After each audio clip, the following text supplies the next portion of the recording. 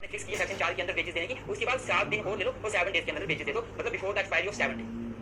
और सेक्शन 5 दूसरी बात ये बोलता है कि अगर किसी फैक्ट्री में या इंडस्ट्री में इंडस्ट्रियल अदर एस्टैब्लिशमेंट जो था या वो रेलवे है उसमें 1000 या 1000 से ज्यादा बंदे काम करते हैं, मैक्सिमम ज्यादा बंदे काम कर रहे हैं 1000 से, तो जब से जो डेटा ने फिक्स किया वेजेस देने की, उसके बाद आप एक्स्ट्रा 10 दिन ले लो, मतलब 10 दिन के अंदर आपको वेजेस देने पड़ेंगे, इससे ज्यादा क्लियर नहीं कर सकते क्योंकि इतने सारे लोगों को वेजेस बांटने में टाइम भी लग सकता है ना, तो आप 10 दिन एक्स्ट्रा दिन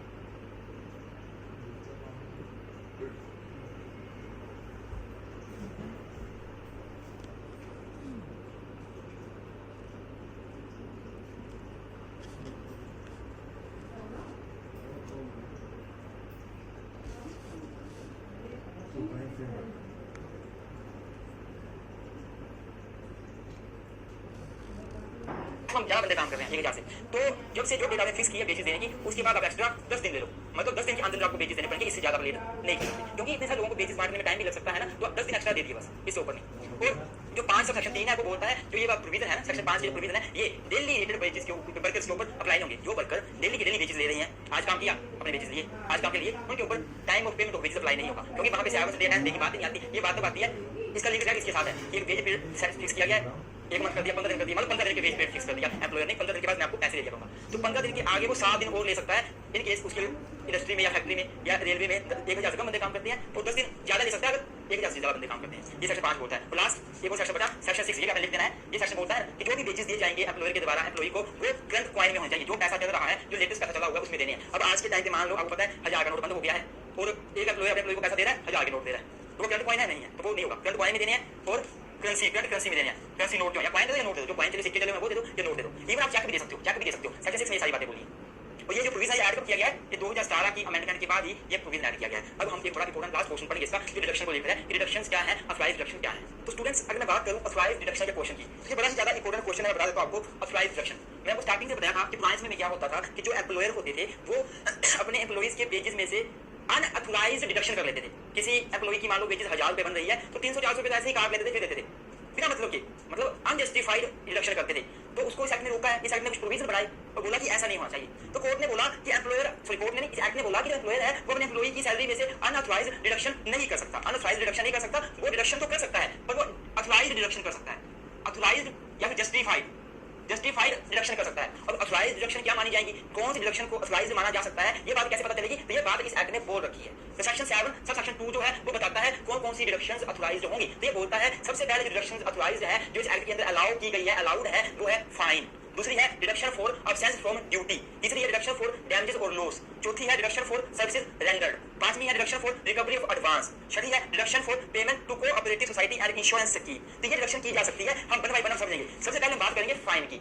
सेक्शन 8 जो है पेमेंट टू वेजेस एक्ट 1936 का, वो फाइन से डील करता है। तो जो एम्प्लॉयर है वो अपने एम्प्लॉई के वेजेस में से कुछ पैसा काट सकता है फाइन के रूप में। फाइन मतलब एम्प्लॉयर ने कोई गलती करी, उसके ऊपर एम्प्लॉयर ने फाइन इंपोज कर दिया तो कर सकता है।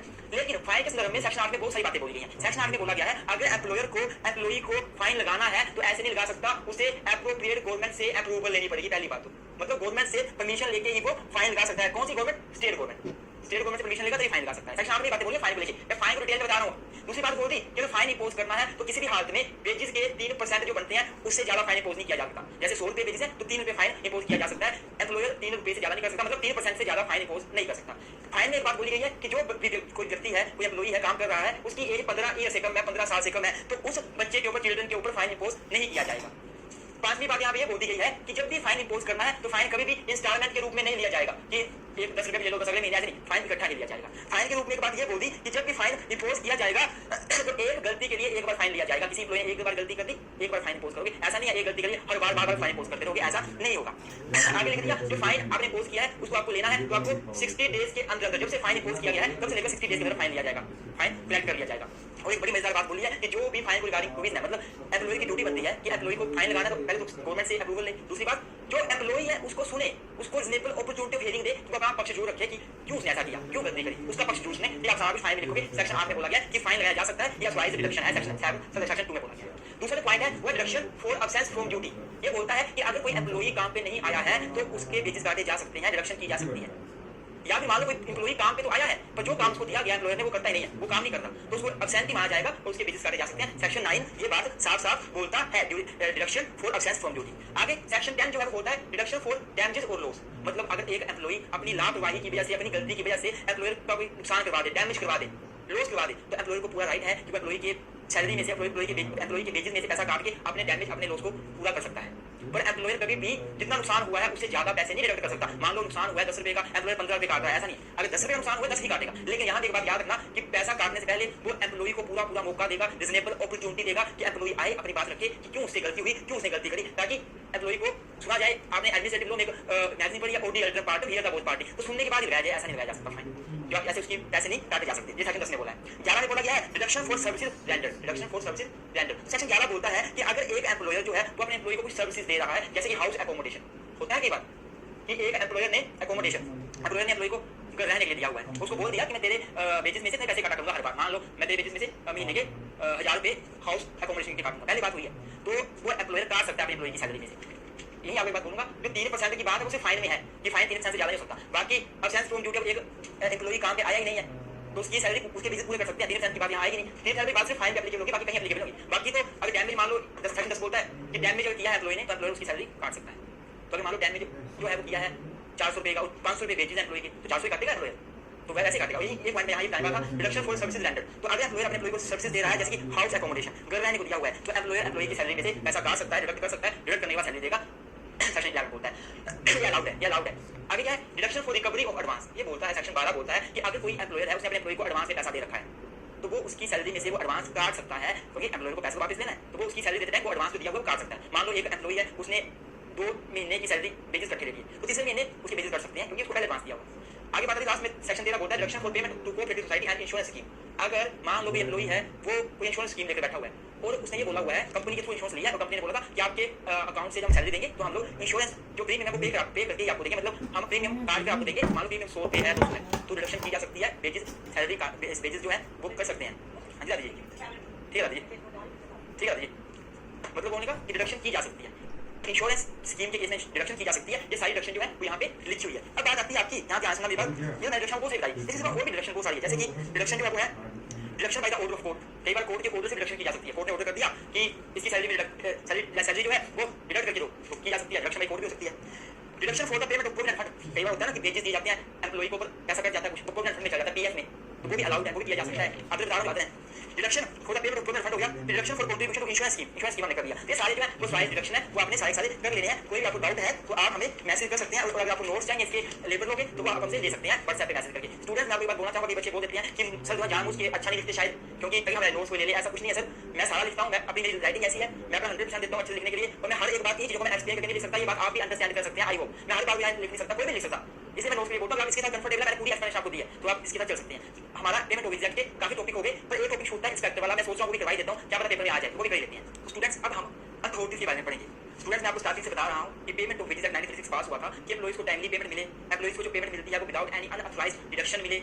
और अगर मान लो कोई एम्प्लॉयर है वो टाइमली पेमेंट नहीं देता, या फिर जो बंदे में सेक्शन 3 में रिस्पांसिबल पर्सन वो टाइमली पेमेंट नहीं दे रहे हैं, या वेजेस तो दे रहे हैं, जो वेज टाइम फिक्स किया गया है वो 3 महीने का गैप का है, मतलब 3 महीने बाद वेजेस दे रहे हैं, या फिर वेजेस तो दे रहे हैं पर वो अनऑथराइज्ड डिडक्शन करके दे रहे हैं। तो ऐसा करने वाले एम्प्लॉयर को रोकने के लिए हमारे इस एक्ट में अथॉरिटीज भी रखी हुई हैं, अथॉरिटीज एस्टैब्लिश की गई हैं। तो हमारे एक्ट में कुछ अथॉरिटीज एस्टैब्लिश की गई हैं, इनका काम क्या है कि अगर एम्प्लॉइज को के साथ गलत हुआ है, वेजेस डिडक्ट किए गए हैं गलत तरीके से, टाइमली पेमेंट नहीं मिली है, तो उनको प्रोटेक्ट करना, उनकी रक्षा करना। तो मैं अथॉरिटीज की बात करूं तो this act provides to authorities, payment wage act provides for the appointment of two authorities. Number 1 जो है वो है अथॉरिटी, इसका नाम है अथॉरिटी। नंबर 2 जो है वो है अपीलेट अथॉरिटी। अगर मैं अथॉरिटी की बात करूं तो अथॉरिटी जो है वो सेक्शन 15 अथॉरिटी से डील करता है, सेक्शन 15 में अथॉरिटी के बारे में बोला गया है, और जो सेक्शन 17 है वो अपीलेट अथॉरिटी की बात करता है, अपीलेट अथॉरिटी के बारे में बोला गया है। अगर मैं अथॉरिटी की बात करूं तो सेक्शन 15 में क्या बोला गया है, authority to hear and decides the claims of employed person, मतलब एक अथॉरिटी एस्टैब्लिश की गई है, इसका काम क्या है कि केस को सुनना, एम्प्लॉई पर्सन के केस को सुनना, जो एम्प्लॉयड पर्सन है उनके केस को सुनना, डिसाइड करना और अपना डिसीजन देना। सेक्शन 15 के अंदर अथॉरिटी एस्टैब्लिश की गई है। तो सेक्शन 17 में अपील अथॉरिटी एस्टैब्लिश की गई है। अगर कोई व्यक्ति अथॉरिटी के डिसीजन से सेटिस्फाई नहीं होता है तो 15 के अंदर भी अपील कर, सेक्शन 17 के अंदर अपील कर सकता है अपील अथॉरिटी को। अगर मैं सेक्शन 15 की बात करूं स्टूडेंट्स तो जो प्रोसीजर है 15 में दिया हुआ वो क्या दिया हुआ है कि जो बंदा एम्प्लॉयड पर्सन है जिसके वेजेस काटे गए हैं, जो एम्प्लॉई है जिसके वेजेस मान लो काटे गए हैं, अनऑथराइज्ड डिडक्शन की गई है या उसको टाइमली पेमेंट नहीं मिली है, ऐसा जिसके साथ हुआ है वो खुद क्या है, वो खुद अथॉरिटी के पास एप्लीकेशन देगा। पहली बात तो एप्लीकेशन देगा, वो खुद भी दे सकता है या फिर उसके बिहाफ में उसके लीगल रिप्रेजेंटेटिव भी दे सकते हैं। अब एप्लीकेशन कब देनी है, उसके टाइम पीरियड भी है। ऐसा तो नहीं हो सकता ना कि 1 जनवरी 2022 को किसी एम्प्लॉई की सैलरी वेजेस काटे गए गलत तरीके से और वो 1 जनवरी 2025 को एप्लीकेशन दे रहा है तो बात तो नहीं बनेगी, कुछ टाइम पीरियड है। तो जब से वेजेस काटे गए हैं तब से लेकर 12 मंथ के अंदर अंदर उसको एप्लीकेशन देनी पड़ेगी, या फिर जब से उसकी पेमेंट डिले की गई है, पेमेंट देने से डिले हुआ है तब से लेकर 12 मंथ के अंदर 12 मंथ के अंदर अंदर उसको एप्लीकेशन देनी पड़ेगी अथॉरिटी के पास कि मेरे वेजेस को देखो। क्या लिखा हुआ है? The application must be made within 12 month from the date on which the deduction from the wages was made और the payment of wages delayed. Payment delay हुई है जो मैंने बताया आपको, तब से आपको देनी पड़ेगी। तो जो एप्लीकेशन है सेक्शन 15 सब सेक्शन 3 क्या बोलता है? एप्लीकेशन देनी 15 1 में 2 में जो 15 का प्रोसीजर बता रहा हूं मैं। 15 से 3 क्या बोलता है? अथॉरिटी जो होगी, जो अथॉरिटी है ये सुनेगी, फिर ये एम्प्लॉयर को सुनेगी, जो एम्प्लॉयर है उस फैक्ट्री का, इंडस्ट्री का जो मालिक है उसको सुनेगी, एम्प्लॉई को सुनेगी, या एम्प्लॉई और लीगल रिप्रेजेंटेटिव है उसको सुनेगी, जिसने एप्लीकेशन दी थी, मतलब एप्लीकेंट भी हो सकता है, एम्प्लॉई हो सकता है या उसका लीगल रिप्रेजेंटेटिव हो सकता है, उन दोनों को सुनेगी। प्लस एम्प्लॉयर को सुनेगी, या जो बंदे सेक्शन 3 के अंदर रिस्पांसिबल थे पेमेंट ऑफ वेजेस करने के लिए उसको बुलाकर उन सभी को सुनेगी, उनका पक्ष सुनेगी। उसके बाद क्या है? सबको सुनकर अथॉरिटी जो है वो अपने डिसीजन को दे देगी। अगर अथॉरिटी को लगता है कि गलत तरीके से पेमेंट डिडक्ट की गई है या डिले हुआ है पेमेंट देने में, तो वो फिर डायरेक्शन दे देगी कि प्रॉपर्ली पेमेंट दी जाए, प्रॉपर्ली पेमेंट दी जाए। लिखा हुआ है after hearing the authority may direct the employer, employer को डायरेक्ट करेगी और अदर लायबल पर्सन, जो अदर लायबल पर्सन है टू पे अंडर दिस एक्ट और रिफंड द अमाउंट डिडक्टेड। जो पेमेंट अगर तू डिले करता है पेमेंट कर दे प्रॉपर्ली, अगर मैंने डिडक्ट किया अमाउंट तो उसको रिफंड कर दे। अब पीरियड अथॉरिटी की बात आती है सेक्शन 70 में। अगर कोई बंदा अब इस सेक्शन 15 में जो अथॉरिटी है उसके डिसीजन से सेटिस्फाई नहीं है तो वो अपील अथॉरिटी के पास जा सकता है, तो सेक्शन 17 के अंदर अपील कर सकता है। तो एक अपील अथॉरिटी भी है to hear and decide the appeal under this section. तो इसमें क्या बोला गया? पहली बात है अपील कौन कर सकता है? अपील कोई भी कर सकता है, जो भी अथॉरिटी के डिसीजन से अफेक्टेड पार्टी होगी, चाहे वो एम्प्लॉयर होगा, चाहे वो एम्प्लॉई होगी, कोई एम्प्लॉई होगा, कोई होगा, वो अपील कर सकता है, अपील कोई भी कर सकता है। लेकिन अपील करने का टाइम पीरियड है, ऐसा नहीं है कि कभी अपील कर दी। जब से इस अथॉरिटी ने अपना केस डिसाइड किया, डिसीजन दिया है, तब से लेकर 30 डेज के अंदर अंदर अपील करनी पड़ेगी।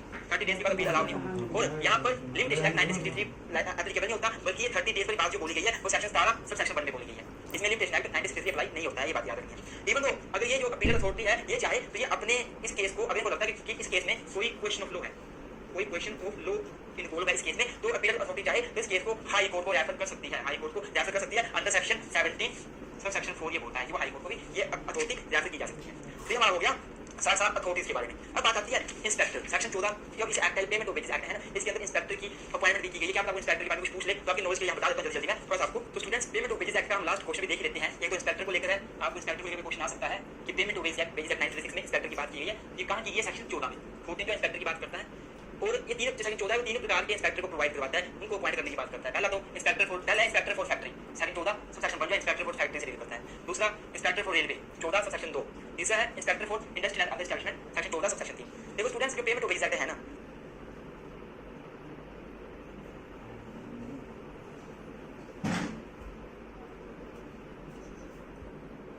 रेलवे में, इंडस्ट्रियल एंड अदर एस्टैब्लिशमेंट में, इसके तीनों के लिए इंस्पेक्टर अपॉइंट करने की बात की हुई है सेक्शन 14 में। 14 एक जो है वो फैक्ट्री के केस में बात करता है, 2 रेलवे और 3 इंडस्ट्रियल एंड अदर एस्टैब्लिशमेंट में। और जो इंस्पेक्टर है इसकी बहुत ज्यादा पावर होती है, ये किसी भी फैक्ट्री में जाकर नाम पता पूछ सकता है, वहाँ काम करने बंदों का, ये वहाँ पे इन्वेस्टिगेशन कर सकता है, इसे कोई रोक नहीं सकता। दूसरा मुताबिक इंस्पेक्टर के बारे में याद करना, देख लेना इसकी पावर्स होती हैं to enter in the premises, no one can prevent the inspector from entering into the premises of the factory, railway administration और the industrial and other establishment. इसकी पावर है, ये इसको इंस्पेक्टर काम इंस्पेक्शन करना, इंस्पेक्शन भी कर सकता है, कोई रोक नहीं कर सकता।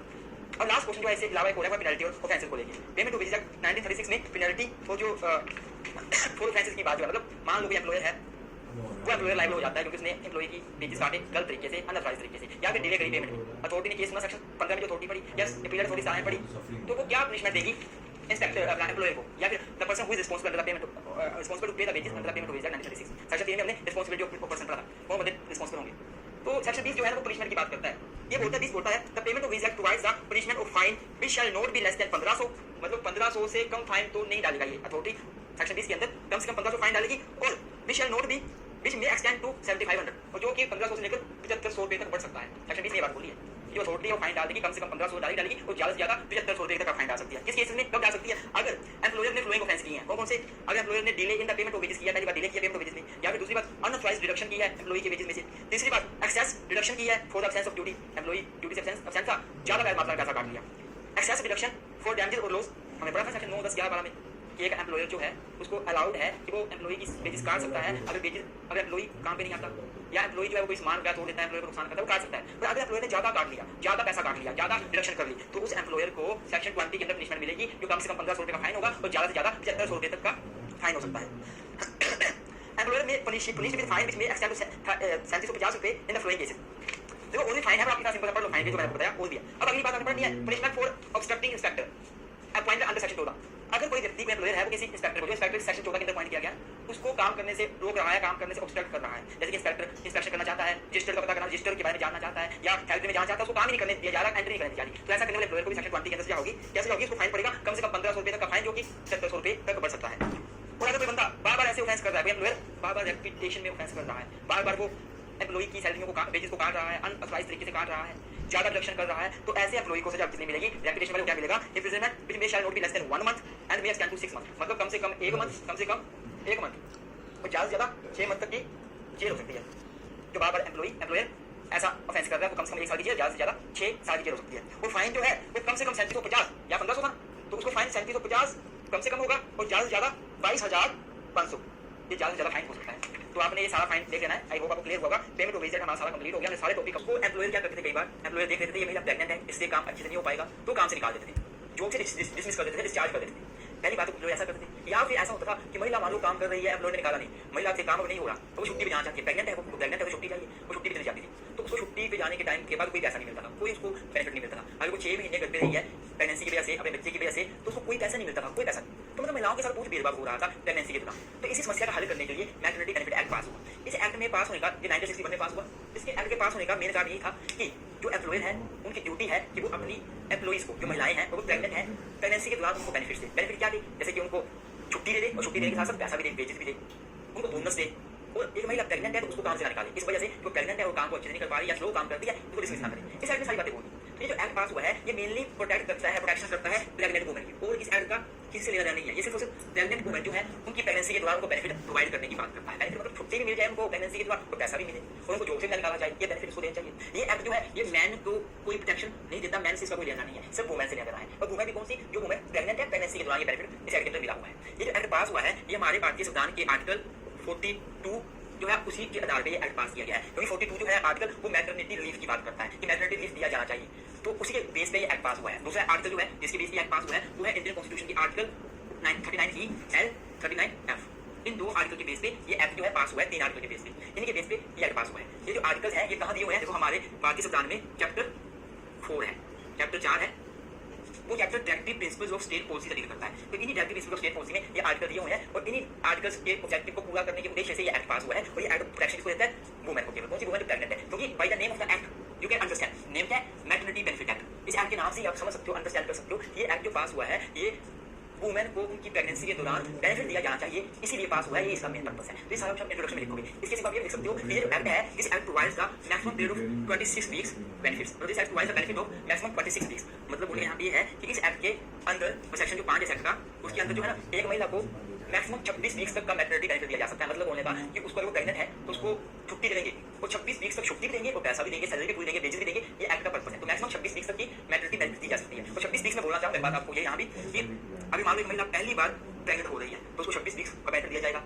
वही महिला मान लो कि दूसरी बार मां बनने जा रही है तब भी उसको 26 वीक्स का बेनिफिट दिया जाएगा। फिर वही महिला तीसरी बार मां बनने जा रही है, तीसरा केस है प्रेगनेंसी का, तो उसको बेनिफिट जो है वो केवल 12 वीक्स का दिया जाएगा, तब उसको 26 वीक्स का बेनिफिट नहीं दिया जाएगा। ये हमें याद रखना है कि 26 weeks benefit is provided only in case of first delivery and second delivery, और in case of third delivery the benefit of 12 weeks are allowed under this act. ये हम इंट्रोडक्शन में लिख सकते हैं, नॉर्मल सी बातें हैं। और एक बात आप मैं यहाँ पे लिख सकते हैं इंट्रोडक्शन में कि जो एम्प्लॉयर है वो चाहकर भी अपने एम्प्लॉई को काम से नहीं निकाल सकता, डिसमिस या डिस्चार्ज नहीं कर सकता इस ग्राउंड पे ये प्रेग्नेंट वुमेन है, ये काम अच्छे से नहीं कर रही, काम स्लो कर रही है या फिर छुट्टी पे चली जाएगी तो काम कौन करेगा? मुझे इसको पैसा देना पड़ेगा बिना काम के, इस बेस पे को डिस्चार्ज नहीं कर सकते। इस साइड में सारी बातें बोली हैं। तो ये सारी इंट्रोडक्शन में आपने बातें लिखनी है। अब हम शुरू करेंगे इसका स्कोप क्या है, इसके ऑब्जेक्टिव्स क्या है और इसकी एप्लीकेबिलिटी कहाँ होती है। तो स्टूडेंट्स अगर मैं ऑब्जेक्टिव्स की बात करूँ अर्थात ये एक्ट पास होने के पीछे क्या उद्देश्य है, क्या मेन ऑब्जेक्टिव्स है, तो पहला जो ऑब्जेक्टिव है वो है to regulate the employment of a women, regulate the employment of women in certain establishment for certain period before and after child birth. पहला उद्देश्य इसका यही है कि जो भी वुमेन है, कोई वुमेन जो है काम करती है एम्प्लॉयमेंट, उसके एम्प्लॉयमेंट को रेगुलेट करना इन सर्टेन एस्टैब्लिशमेंट, मतलब किसी एस्टैब्लिशमेंट में वो काम कर रही है उस एस्टैब्लिशमेंट में उसका काम रेगुलेट करना कुछ पीरियड के लिए, सर्टेन पीरियड के लिए। वो पीरियड कौन सा है? Before the birth of child and after the birth of child. मतलब बोलने का यही हुआ सिंपली कि एक वुमेन अगर प्रेग्नेंट है तो प्रेगनेंसी के दौरान उसके बच्चे का जन्म होने से पहले उसके एम्प्लॉयमेंट को रेगुलेट करना। कैसे एम्प्लॉयमेंट होगा? क्या उसको काम देना है? हल्का काम देना है, सिंपल काम देना है, कैसा काम देना है? बच्चे के जन्म लेने के बाद जो एम्प्लॉयमेंट उसको रेगुलेट करना। तो साइड में आगे आप समझोगे इस लाइन का पूरा मतलब सिंपली समझ लो, ये एक्ट जो है वो प्रेग्नेंट वुमेन के एम्प्लॉयमेंट को रेगुलेट करता है। जब वो प्रेग्नेंट वुमेन बच्चे को जन्म दे देती है उसके बाद उसका एम्प्लॉयमेंट कैसे होगा, कैसे वो काम करेगी, उससे पहले वो कैसे काम करेगी या नहीं करेगी, सारा कुछ रेगुलेट करता है। ये एक्ट का उद्देश्य है। दूसरा उद्देश्य क्या है? To provide the social justice to the women, कि वुमेन को सामाजिक न्याय मिले। एक वुमेन जो है उसको भगवान ने ऐसा बनाया हुआ है कि वो प्रेग्नेंट होती है, बच्चा वही कंसीव करती है, मर्द नहीं करता। तो एक मर्द तो 12 महीने काम कर रहा है, जॉब कर रहा है, 12 महीने पैसा कमा रहा है आराम से, वुमेन बेचारी बच्चा कंसीव कर रही है और उससे ये भगवान ने ऐसा किया हुआ है। वो साथ साथ जनरेशन को बनाने के लिए ये जरूरी भी है, दुनिया बनाने के लिए जरूरी भी है, तो उसको भी सोशल जस्टिस मिले, सामाजिक न्याय मिले। मतलब बोलने का कि वो अगर प्रेग्नेंट है कोई बात नहीं, आप प्रेग्नेंट हो तो क्या हुआ, आपको तब भी सैलरी दी जाएगी। ये यही बोलता है कि प्रेगनेंसी के बाद पैसा दिया जाएगा चाहे फिर वुमेन काम पे नहीं आ रही है। तो इस एक्ट का उद्देश्य क्या है? To provide social justice to the women. तीसरा क्या है? इस एक्ट का मेन उद्देश्य क्या है? To provide the maternity benefit and other benefit. तो इस एक्ट का उद्देश्य क्या है? जो प्रेग्नेंट वुमेन है उसको मैटरनिटी बेनिफिट मिले। मैटरनिटी मतलब क्या क्या होता है? मैटरनिटी का मतलब होता है जब एक स्टेज ऑफ मदरहुड, जब एक लड़की जो मां बनने वाली होती है, प्रेग्नेंट होती है, उस टाइम को मैटरनिटी कहते हैं। तो उस टाइम उसको बेनिफिट मिले प्लस उसे अदर बेनिफिट मिले। अदर बेनिफिट का मतलब यहाँ पे ये हुआ स्टूडेंट्स कि उसको बोनस दे, जो एम्प्लॉयर की ड्यूटी है कि एम्प्लॉय को जो प्रेग्नेंट है उसको बोनस दे, एक्स्ट्रा पैसा दे, जो भी है उसको बेनिफिट मिलने चाहिए। इस साइड का यही पर्पस है। तो तीन एक्ट हो गए। पहला तो वुमेन का एम्प्लॉयमेंट रेगुलेट करना, दूसरा जो है वो है वुमेन जो है उसको सोशल जस्टिस प्रोवाइड करना, और तीसरा क्या है उसको मैटरनिटी बेनिफिट्स देने और अदर बेनिफिट्स देने। और जो लास्ट है उसका मेन इस एक्ट का पास करने का ऑब्जेक्टिव क्या है? वो क्या है कि इस एक्ट पास हुआ है कुछ directive principles of state policy को, जो पार्ट 4 में directive principles of state policy दिए हुए हैं, कुछ आर्टिकल दिए हुए हैं 39, 42, इनके प्रोविजन को एनफोर्स करना। इनमें जो लिखा गया है, जो बातें लिखी हैं, उनको लागू करना एक्चुअल में। देखो स्टूडेंट्स, आपको पता होगा, आपने कॉन्स्टिट्यूशन लॉ पढ़ा हुआ है, जो directive principle of state policy होते हैं, जो पार्ट 4 है, ये हमारे देश की गवर्नमेंट को, स्टेट को डायरेक्शन देते हैं कि आपको अच्छा राज्य बनाने के लिए क्या क्या कार्य करना चाहिए। तो उन्हीं में से दो डायरेक्शन 39 और 42 में दी गई हैं। जो 39 है वो मेनली बात करता है कि टू सिक्योर द, 39 में क्या बातें की हैं? To secure the equal rights of man and women to adequate means of livelihood and to secure equal pay for both man and women. मतलब आज की बात करता है दोनों राइट, वुमेन और मैन को इक्वालिटी मिलनी चाहिए, इक्वल को काम करें। तो इक्वालिटी कहीं मिलेगी ना, ये वुमेन को प्रेगनेंसी के दौरान भी पैसा मिले तो वो एक मर्द के बराबर पैसा कमा पाएगी, वरना प्रेग्नेंट होगी उसको पैसा ही नहीं मिलेगा, छुट्टी भी नहीं मिलेगी, छुट्टी में तो पैसे से निकाल देंगे, जो कुछ भी है, तो क्या इक्वालिटी हुई? तो एक्ट का पर्पस है इक्वालिटी होनी चाहिए, तो इसलिए इक्वालिटी लाने के लिए एक्ट पास हुआ है। दूसरा ये जो आर्टिकल 42 है, इसके प्रोविजन को एनफोर्स करने के लिए एक्ट पास हुआ है। आर्टिकल का क्या बोलता है? It direct article 42 direct the state to make provision for securing just and humanity conditions and for maternity relief. जो मैटरनिटी रिलीफ वर्ड है ना, आर्टिकल 42 बोलता है कि स्टेट को मैटरनिटी रिलीफ देना पड़ेगा, जो प्रेग्नेंट वुमेन है, जो मां बनने वाली है, उस दौरान रिलीफ देना पड़ेगा। तो इसी चीज को एनफोर्स करने के लिए प्रॉपर एक्ट बना दिया गया है। इस एक्ट का ऑब्जेक्टिव क्या उद्देश्य क्या है? ये उद्देश्य है कि जो पाकिस्तान के पार्ट 4 में जो आर्टिकल्स दिए गए हैं, कुछ डायरेक्शन दी गई है स्टेट को, उनको लागू कराना। तो कौन सी डायरेक्शन? 39 में दी गई है, 42 में दी गई है, इनको लागू कराना, ये इस एक्ट का उद्देश्य है। तो अब हमें ऑब्जेक्टिव कर लिए, अब हम इससे एप्लीकेबिलिटी कर लेते हैं, स्कोर कर लेते हैं। स्टूडेंट्स, मैंने अभी यहाँ पे केस को लिखा था, उसके बारे में बताया नहीं। केस का नाम क्या था? Municipal corporation of Delhi versus female workers 2000 का केस, 2000 का केस सुप्रीम कोर्ट का। तो सुप्रीम कोर्ट ने ना इस एक्ट के ऑब्जेक्टिव बताया। सुप्रीम कोर्ट ने बोला था कि main aim of the act is to provide all the facility to a worker woman, to a working woman in a dignified manner so that she may overcome the state of motherhood peacefully. तो इस act में इस case में बात बोली simple सी कि इस act का पर्पस ये है, मेन एम ये है कि जो प्रेग्नेंट वुमन है उसको डिग्निफाइड मैनर में बहुत सारी फैसिलिटी मिले, प्रॉपर तरीके से फैसिलिटी मिले, ताकि जो उसका स्टेट ऑफ मदरहुड है, जो मां बनी उस टाइम में, जो टाइम पीरियड है, वो पीसफुली शांतिपूर्वक उसका ऊपर सके, अच्छे से निकल सके, उसे किसी प्रकार की टेंशन ना हो, पैसे की, जॉब की, आराम से अपनी प्रेगनेंसी पर ध्यान दे। ये एक्ट का पर्पस है, सुप्रीम कोर्ट ने बोला। अब हम एप्लीकेबिलिटी की बात करेंगे, एक्ट कहां-कहां एप्लीकेबल होता है। तो सेक्शन 2 जो है इस एक्ट का, वो एप्लीकेबिलिटी की बात करता है। पहली बात तो सेक्शन साफ-साफ बोल देता है ये एक्ट पूरे इंडिया में अप्लाई होता है, होल ऑफ इंडिया में एक्सटेंड करता है। दूसरी बात ये एक्ट बोल देता है, सेक्शन बोल देता है ये जो टर्म ये फोर्स में आया था वो 12 दिसंबर 1961 में फोर्स में आया था और पूरे इंडिया में एप्लीकेबल हो गया। बाकी एप्लीकेबिलिटी जो है वो ये बोलती है ये एक्ट एप्लीकेबल होता है दो तरीकों से। पहले तो इन द फर्स्ट इंस्टेंस ये कहां एप्लीकेबल होता है, वो second number applicability by the state government. जैसे कि हमने पीछे पेमेंट ऑफ वेजेस एक्ट के टाइम पे किया था, हमने पीछे उस एक्ट के इंडस्ट्रियल डिस्प्यूट एक्ट के बारे में टाइम पे किया था मेन, तो वही बात जो पीछे वही है कि इन द फर्स्ट इंस्टेंस पहली बार एक्ट कहां अप्लाई होगा? सबसे पहले एक्ट अप्लाई होगा वो होगा इन द फर्स्ट इंस्टेंस का मतलब है कि जैसे एक्ट पास हुआ वैसे एप्लीकेबल हो गया। कहां होगा? इन एवरी फैक्ट्री, जितनी भी फैक्ट्री हैं उनके ऊपर।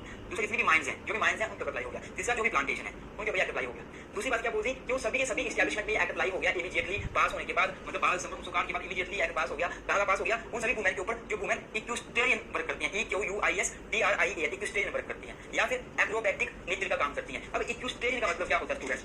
इक्विस्टेरियन का मतलब होता है घुड़सवारी करना। कई बार वुमेन जो है वो घुड़सवारी का काम भी करती हैं, मतलब घुड़सवारी करती हैं, दौड़ लगाने, घुड़सवारी में रेस लगाने का काम करती हैं, हॉर्स रेसिंग का काम करती हैं, ऐसा कोई इक्विस्टेरियन वर्क होता है। वहां पे वुमेन काम कर रही है तो उसको उसके ऊपर इमीडिएटली एक्ट पास हो गया, मतलब अप्लाई हो गया, मतलब ऐसी वुमेन को छुट्टी मिलेगी, मैटरनिटी बेनिफिट उसको दिया जाएगा। दूसरा जो वुमेन एक्रोबैटिक काम करती है, एक्रोबैटिक का मतलब होता है कलाबाजी करना, जैसे सर्कस में काम करती है, कला दिखाती है डिफरेंट डिफरेंट, उनके ऊपर भी एक्ट अप्लाई होता है। And other performance, other performance का मतलब यहाँ पे है कि कलाबाजी हो गया, एक्रोबैटिक हो गया, इक्विस्टेरियन हो गया, इसके जैसे कोई भी मिलते जुलते काम कोई वुमेन करती है, तो जो भी एस्टैब्लिशमेंट है ऐसा जहाँ पे ऐसे काम हो रहे हैं उन सभी एस्टैब्लिशमेंट के ऊपर ये एक्ट अप्लाई हो जाएगा इन द फर्स्ट इंस्टेंस। पहली बारी जैसे ही एक्ट पास हुआ वैसे ही एप्लीकेबल हो गया।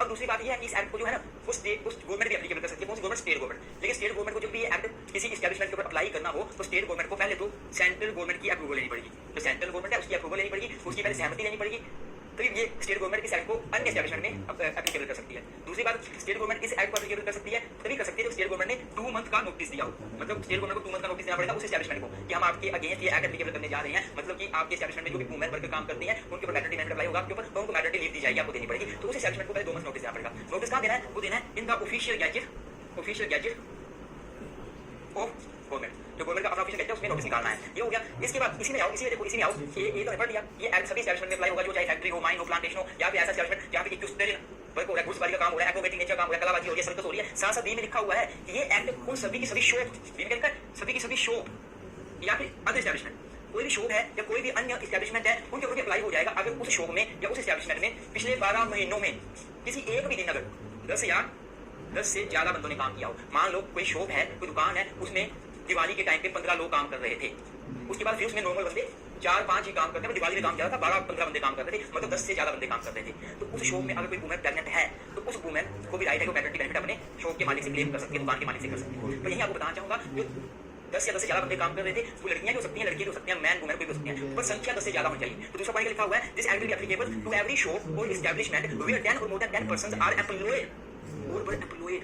जो अभी एम्प्लॉयड है, आर एम्प्लॉयड, अभी एम्प्लॉयड है, वो काम कर रहे हैं, या पर एम्प्लॉयड या कभी किए गए थे और एनी डे किसी एक दिन ऑफ द प्रीसेडिंग मतलब पिछले 12 मंथ में कभी भी किए गए थे, तो वो सारे उन पे भी एक्ट अप्लाई होगा। एक दुकान पे भी हो जाएगा, किसी भी एस्टैब्लिशमेंट में हो जाएगा। बस शर्त वही है कि पिछले 12 महीनों में 10 से ज्यादा काम किया हो, ये बातें होगी। अब बात है मीनिंग ऑफ फैक्ट्री क्या है। तो फैक्ट्री का मीनिंग क्या है? सेक्शन 3 सब सेक्शन एफ जो है मैट्रिक एक्ट 1961 का, वो फैक्ट्री को डिफाइन करता है और ये बोलता है फैक्ट्री का मीनिंग सेम है जो फैक्ट्री एक्ट के सेक्शन 2 सब सेक्शन एम में एम फॉर मंकी, एम में मंकी, एम में दिया गया है, वही फैक्ट्री का मीनिंग है। फिर मीनिंग ऑफ माइंस, तो सेक्शन 3 सब सेक्शन आई जो है मैटरनिटी बेनिफिट एक्ट का, वो माइंस को डिफाइन करता है। ये बोलता है mind means a mind is defined under the section 2 sub section J, section 2 sub section J of the mines act 1952। फिर बात आती है प्लांटेशन। प्लांटेशन मीनिंग क्या है? ये लिखा गया है जो सेक्शन 3 सब सेक्शन ए है मैटरनिटी बेनिफिट एक्ट 1961 का, वो प्लांटेशन को डिफाइन करता है। और क्या बोलता है? प्लांटेशन का मतलब है वो मीनिंग जो प्लांटेशन लेबर एक्ट 1991 के सेक्शन 2 सब सेक्शन एफ में दे रखा है। तो ऐसे आपको इनकी मीनिंग लिख लेनी है, तो आपका क्वेश्चन कंप्लीट हो जाएगा। अब हम अगला क्वेश्चन करते हैं, अगले मेन टॉपिक में प्रोविजन कर लेते हैं मैटरनिटी बेनिफिट एक्ट की। तो गाइस अब हम इसके बाकी प्रोविजन देख लेते हैं। जो बाकी जितने प्रोविजन है वो आपको अकेले के कितने क्वेश्चन आ सकता है या वो किसी भी तरीके से क्वेश्चन आएगा, वो लग जाएगा बताइए कहां से आया हुआ है। सबसे पहले प्रोविजन है वो हम सेक्शन 4 देखेंगे। सेक्शन 4 जो है वो बात करता है prohibition of work during certain period.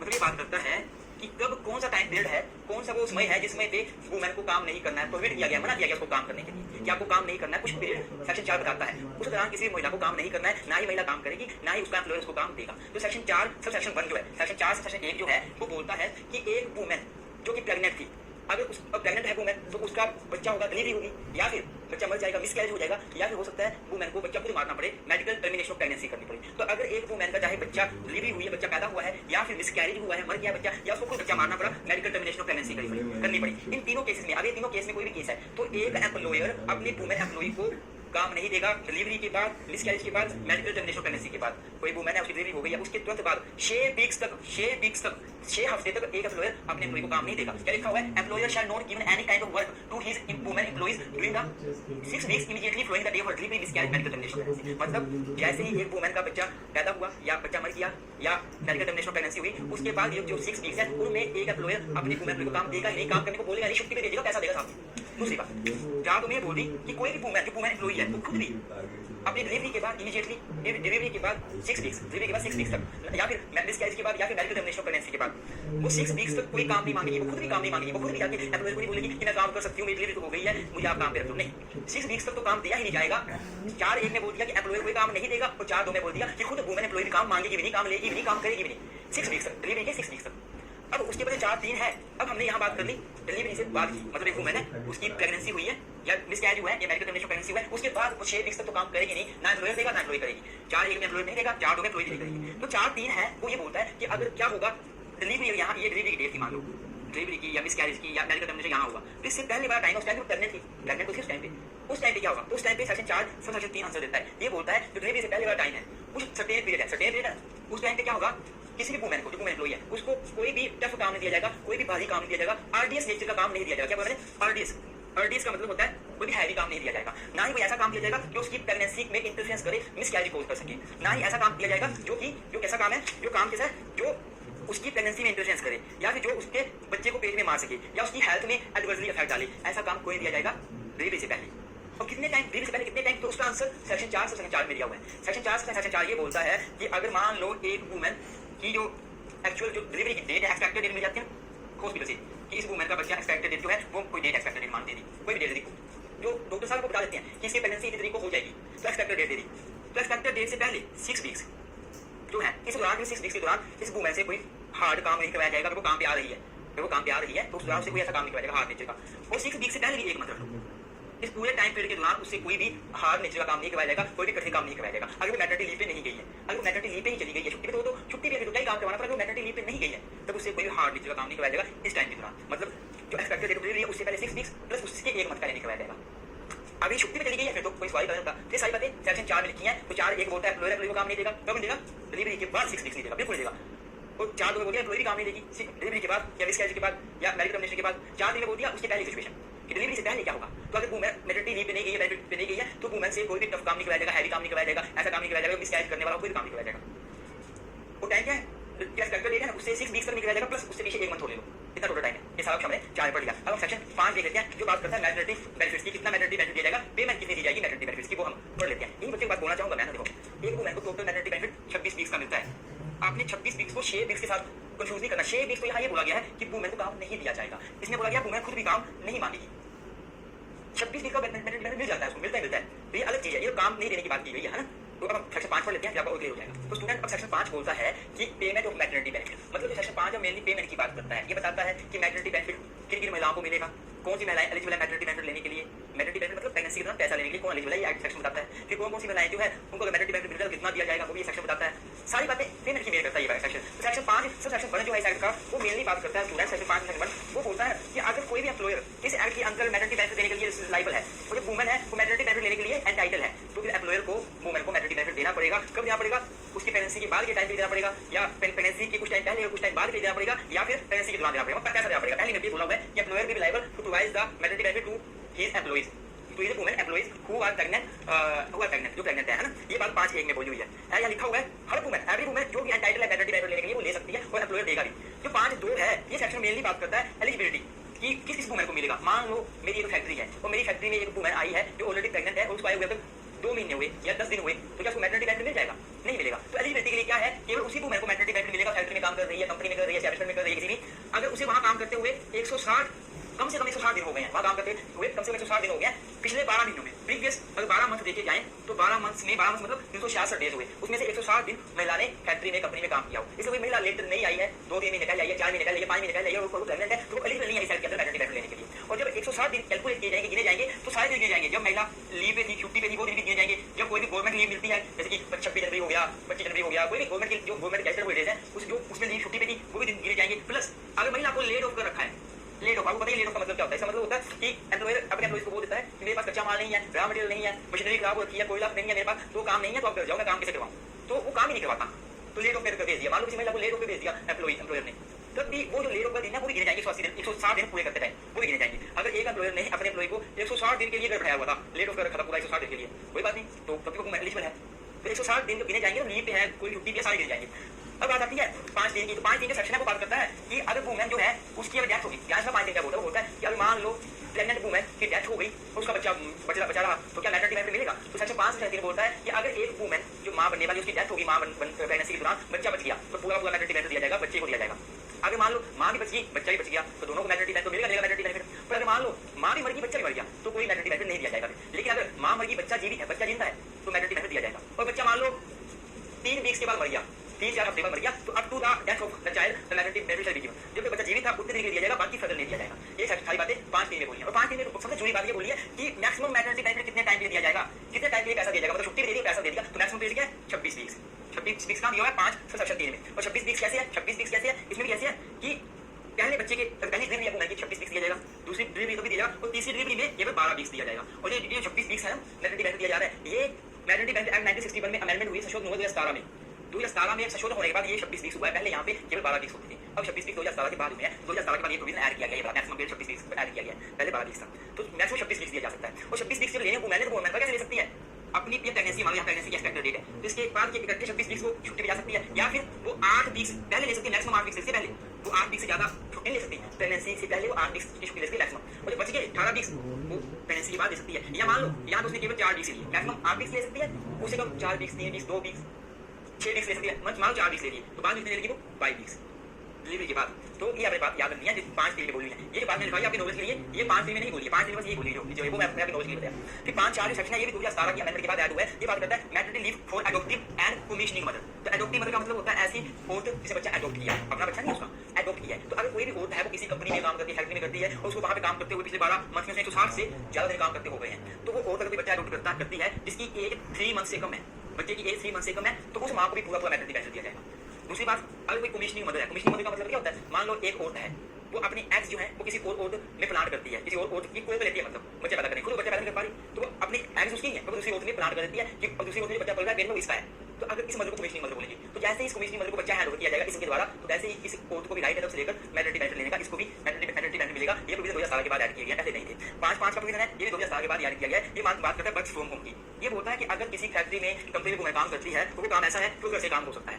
तो 26 वीक्स की मैटरनिटी बेनिफिट लेने के बाद, लीव लेने के बाद एक्स्ट्रा और अपने एम्प्लॉयर को बोल सकती है कि मेरा अब हाल ठीक नहीं है, अभी भी मेरे को आप घर से काम करने दो, मैं घर से काम करूंगी, तो उसको काम करने के लिए बोला जा सकता है। तो ये डिपेंड करेगा mutual agreement of the workman and employer को म्यूचुअली एग्री होगी तो ये बात बनेगी, इसमें कोई जोर जबरदस्ती नहीं है। ये सारी बातें सेक्शन 5 में बोली गई है। अब हम सेक्शन 6 कर लेते हैं। 6 क्या है? तो स्टूडेंट्स अगर मैं सेक्शन 6 की बात करूं, सेक्शन 6 जो है वो मेनली डील करता है नोटिस पीरियड से, नोटिस ऑफ क्लेम। मतलब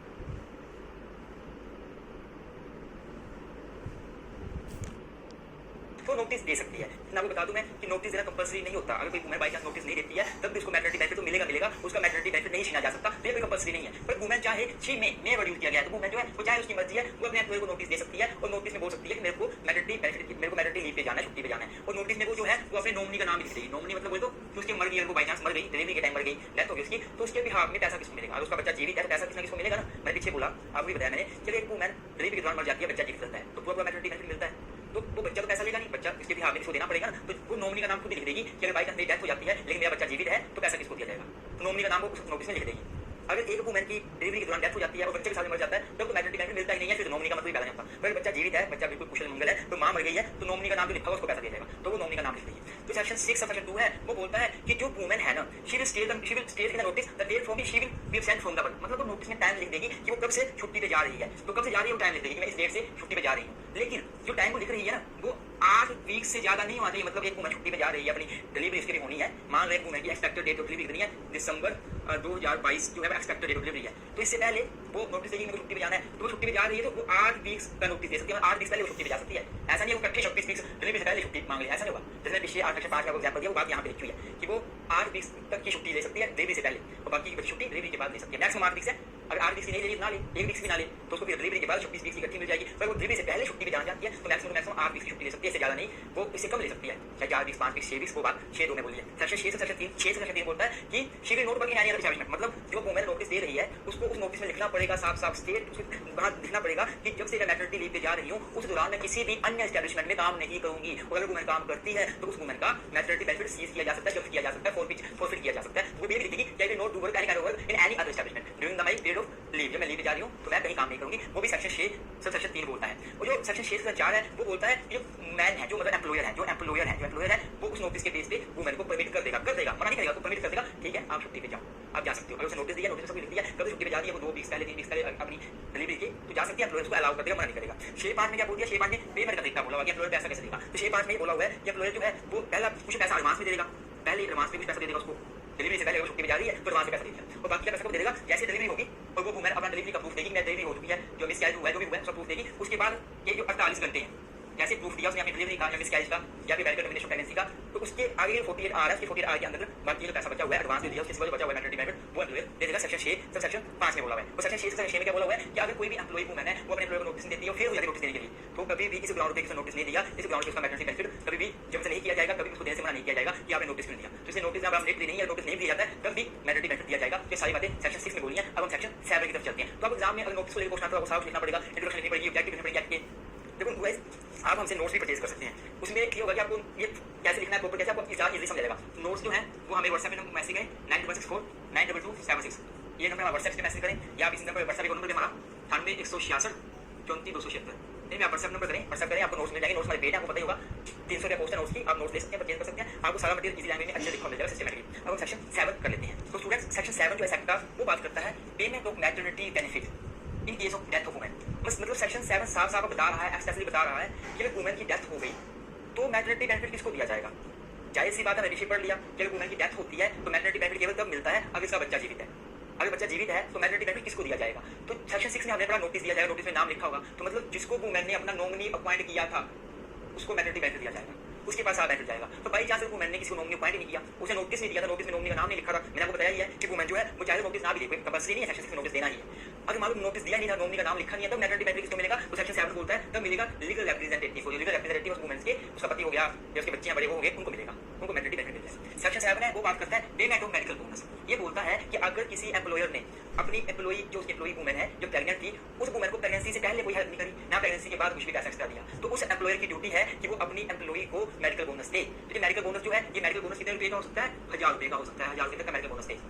कब दे, अगर उसने अपनी एम्प्लॉई को प्री नेटल कन्फाइनमेंट और पोस्ट नेटल केयर, मतलब बच्चा पैदा होने से पहले कोई भी फायदा दिया, कोई मेडिकल फैसिलिटी दी ना, बच्चा पैदा होने के बाद दी, तो फिर उसकी ड्यूटी है कि उसको मेडिकल बोनस दे। सेक्शन 8 बोलता है 1000 रुपए तक का मेडिकल बोनस दे। और ये 1000 रुपए तक का पैसा है इसको गवर्नमेंट, सेंट्रल गवर्नमेंट चाहे तो हर 3-3 साल के बाद रिवाइज कर सकती है और 20,000 रुपए तक बढ़ा सकती है। 20,000 रुपए तक मेरिट बोनस बढ़ाया जा सकता है, पर अभी तक ये केवल 1000 रुपए ही है, इससे ऊपर नहीं है। सेंट्रल गवर्नमेंट की पावर बढ़ा सकती है प्रत्येक 3-3 साल के बाद रिवाइज करके। अब सेक्शन 9 की बात करें तो वो बोलता है leave with wages for miscarriage. ये बोलता है सेक्शन 9 कि अगर मान लो किसी वुमेन का मिसकैरेज हो गया, कोई बच्चा पेट में था वो पेट में मर गया, तब भी उसको लीव दी जाएगी। मिसकैरेज हो गया या फिर साथ में मेडिकल टर्मिनेशन ऑफ प्रेगनेंसी हुआ, मतलब बच्चा पैदा नहीं हुआ मर गया है, चाहे मेडिकल टर्मिनेशन ऑफ प्रेगनेंसी हुई है, मतलब खुद बच्चा मार दिया है, मेडिकली दिक्कत आ रही थी या उसका अपना मिसकैरेज हुआ है, कुछ भी हुआ है, तब भी उस वुमेन को मैटरनिटी लीव मिलेगी, लीव विद वेजेस दी जाएगी, छुट्टी दी जाएगी, घर पे भेजा जाएगा, पैसा भी दिया जाएगा। ये सेक्शन 9 बोलता है। सेक्शन 9A जो है वो बात करता है ट्यूबेक्टोमी ऑपरेशन की। ट्यूबेक्टोमी ऑपरेशन का मतलब होता है महिला नसबंदी। अगर कोई महिला जो है वो नसबंदी करवा लेती है, मतलब अब वो फ्यूचर में बच्चा पैदा नहीं करेगी, वो अपना ऑपरेशन करवा लेती है, बच्चा नहीं पैदा करना चाहती, तो भी उस वुमेन को अगर ट्यूबेक्टोमी ऑपरेशन करवाया जाता है उसके बाद भी उस वुमेन को लीव दी जाएगी, छुट्टी दी जाएगी और वेजेस भी दी जाएगी, मतलब लीव वेजेस दी जाएंगे। और ये ट्यूबेक्टोमी ऑपरेशन है, इस केस में कितने टाइम का उसको छुट्टी दी जाएगी, एक्स्ट्रा उसको बेनिफिट दी जाएगी 2 वीक्स की एक्स्ट्रा उसको बेनिफिट दी जाएंगे अगर वो ट्यूबेक्टोमी ऑपरेशन करवा लेती है, बच्चा महिला नसबंदी करवा लेती है। तो अब बात आती है सेक्शन 10 की। सेक्शन 10 बोलता है leave for the illness arising out of pregnancy extra. ये बोलता है कि अगर किसी भी महिला को बीमारी हो जाती है, बीमार हो जाती है, इलनेस को फेस करती है, वो क्यों करती है, because of her pregnancy and extra मिल जाएगा because of her pregnancy. Number 2 delivery, number 3 miscarriage, number 4 medical termination of pregnancy, number 5 tubectomy operation, number 6 premature birth of child. मतलब अगर एक वुमेन जो है वो प्रेग्नेंट थी, बच्चा पैदा हुआ या मिसकैरेज हो गया या मेडिकल टर्मिनेशन ऑफ प्रेगनेंसी हो गई या ट्यूबेक्टोमी ऑपरेशन करवाना पड़ा या फिर प्री मैच्योर बर्थ हो गया चाइल्ड का, उसके बाद उसको कोई बीमारी लगती है, कोई बीमार होती है, ये होती है, हालात खराब हो जाती है, तब भी उसको एक्स्ट्रा बेनिफिट दिया जाएगा। जो मैटरनिटी बेनिफिट 26 वीक्स का है वो दिया जाएगा, इसकी एडिशन में 1 मंथ का और उसे बेनिफिट दिया जाएगा। ये सेक्शन 10 बोलता है। अब सेक्शन 11 जो है ये बात करता है नर्सिंग ब्रेक्स की। नर्सिंग ब्रेक मतलब ये बोलता है, सेक्शन 11 का ये बोलता है कि कोई भी वुमेन का बच्चा पैदा हुआ है तो अगर उस बच्चे की एज जो है 12 मंथ से कम है, 12 मंथ से कम का वो बच्चा है, तो उस वुमेन को अपने बच्चे से मिलने के लिए 2 ब्रेक्स मिल दिए जाएंगे। 2 ब्रेक्स उसको मिलेंगे क्यों 2 ब्रेक्स में वो बच्चे के पास जाए, बच्चे की केयर करे, बच्चे को अगर दूध पिलाना है, जो भी करना है वो बच्चे के पास जाए करे। अगर बच्चा 15 मंथ से कम का है, 15 मंथ से ज्यादा हो गया बच्चा, तब फिर उसको 2 ब्रेक्स नहीं दिए जाएंगे, सेक्शन 11 बोलता है। लेकिन सेक्शन 11 में क्या हुई है, अमेंडमेंट हुई है 2017 के अमेंडमेंट के जरिए, इसमें कुछ चेंज लाई गई है। चेंज क्या लाई है सेक्शन 11 में? सेक्शन 11 में बोल दिया गया है, सेक्शन में क्या बोला गया, क्या लिखा हुआ है, सेक्शन 11 क्लोज वाई आई, ये नया सेक्शन ऐड किया गया है। इस सेक्शन में क्या बोल दिया है, catch facility, CRCHE catch facility, ये कहाँ बोला गया है, ये बोला गया है कैच फैसिलिटी सेक्शन 11(1)A में कैच फैसिलिटी की बात की गई है। तो इसमें बोला गया है कैच फैसिलिटी का मतलब होता है शिशु गृह, कैच का मतलब होता है शिशु गृह। तो ये बोलता है सेक्शन 11 सेक्शन 1 ये बोलता है कि अगर किसी भी एम्प्लॉयर की इस्टेब्लिशमेंट है, कोई भी एम्प्लॉयर है, चाहे वो फैक्ट्री का एम्प्लॉयर है, कंपनी का है, माइंस का है, कोई भी एम्प्लॉयर है, उसके अंडर जो है उसके पास 50 या 50 से ज्यादा एम्प्लॉय काम करते हैं, तो उस एम्प्लॉयर की ड्यूटी है कि वो अपने कंपनी में, फैक्ट्री में वो क्या बनाए, एक कैच फैसिलिटी बनाए। कैच फैसिलिटी मतलब शिशु गृह बनाए, और उस शिशु गृह में उसकी माँ को, उसकी बच्ची की माँ है, उनको जाने के लिए अलाउ किया जाए, और वो माँ जो है वो दिन में 4 बार जा सके, 4 टाइम बच्चे से मिलने जा सके। और जो 4 टाइम मिलने जाएगी it will include the rest intervals, मतलब जो इस वुमेन को एक्स्ट्रा रेस्ट इंटरवल दिए जाते हैं उनको ऐड इंक्लूड करके 4 टाइम बोला गया है। मान लो वुमेन को लंच का टाइम दिया जाता है, तो ऐसा नहीं लंच का टाइम अलग से दिया जा रहा है, फिर 4 बार मिलने के लिए अलग से टाइम दिया जा रहा नहीं, लंच को सब कुछ ऐड करके तो 4 बार अपने बच्चे से मिलने के लिए दिया जाएगा, ये बोला गया है। दूसरी इसमें एक दूसरा पॉइंट ऐड किया गया सेक्शन 11 में, वो ये किया गया है कि एम्प्लॉयर की ड्यूटी है, जो एम्प्लॉयर है वो अपनी फैक्ट्री में या माइंस में या प्लांटेशन में किसी भी माध्यम से, चाहे इलेक्ट्रॉनिक्स माध्यम है, चाहे कोई भी पर्चा लगाकर वो अपनी वुमेन एम्प्लॉय को बताए कि उनके पास क्या क्या राइट है, क्या क्या फैसिलिटी अवेलेबल है, मैटरनिटी बेनिफिट के अंदर क्या राइट्स हैं, उनको वुमेन को साफ बताए। ये एम्प्लॉयर की ड्यूटी है, एम्प्लॉय को ड्यूटी इंपोज की गई है, उसको करना ही पड़ेगा ये, तो ये भी यहाँ बोला गया है। ठीक है जी, ये हमारा कंप्लीट हो गया। अब बात आती है सेक्शन 12 की। ये बोलता है no dismissal during the absence due to pregnancy.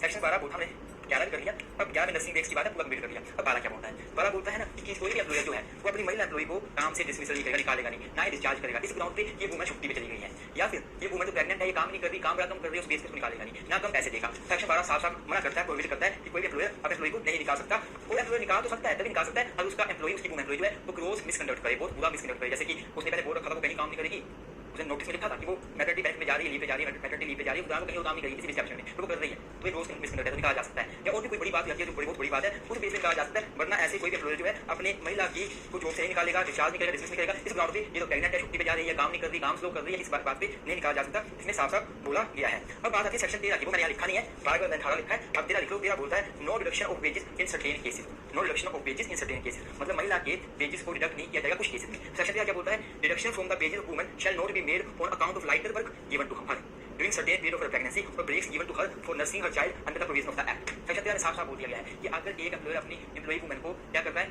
हल्का काम कर रहा है। मैंने सेक्शन 4 सब सेक्शन 3 जब पढ़ाया था पीछे, मैंने बोला था ना 4(3) में बोला गया है कुछ काम, वो काम क्या कि वुमेन को लॉन्ग स्टैंडिंग आर का काम नहीं देना है, कोई भी हजार्डस नेचर का काम नहीं देना है, कोई भी भारी काम नहीं देना, हल्का काम देना है। तो अगर एक एम्प्लॉयर अपने एम्प्लॉय को हल्का काम दे रहा है या फिर उसको नर्सिंग ब्रेक्स दे रहा है, सेक्शन 11 में नर्सिंग ब्रेक्स की बात की है, मतलब अपने बच्चे से मिलने के लिए टाइम दिया जा रहा है उसको, इस ग्राउंड पे कोई भी एम्प्लॉयर अपने एम्प्लॉय के वेजेस को डिडक्ट नहीं करेगा, डिडक्ट काटेगा नहीं।